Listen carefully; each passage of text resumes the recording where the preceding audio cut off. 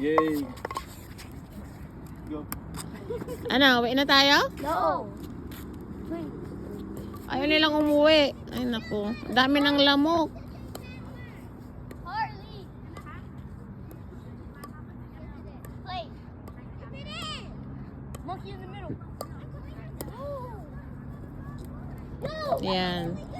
Maglakad-lakad kayo dito with the husband, with the holding hands. Yan. Gabi na. I think 10:30 na, 9:30 na siguro. Magti-10 o'clock na. Ayan, kaibahan na ng ano ngayon, no?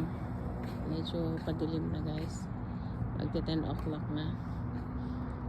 Maganda rito mag-picnic sa weekends. Ayan. Oh, itong mga anak ko ayaw po umuwi.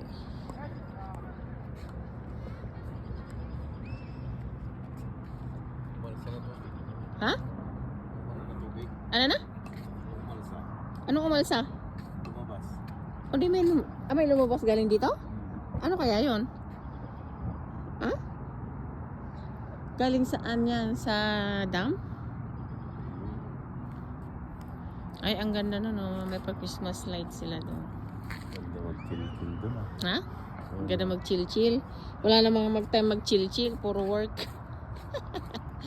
Ah, Christmas light. May daungan sila na may sarili kasi silang ano eh. Ha? Yun, yung light doon. Reflection lang yun. Hindi yun. Parang yun, parang ba yun? Oh yeah. Yan, may naglalaro siguro. May sarili na silang boat doon. Wala akong nakita. Ang mababaw pa pala dyan pa. Sanang malalim. Yan yung may ano na yan, no? Eh doon, bakit biglang lalim doon? Yan guys, nakikita pa yung ano. Wala malang isda. Maganda siya pabuha. Ay ano, di ba dapat pupunta tayo sa ano, Sylvan Lake? Ha?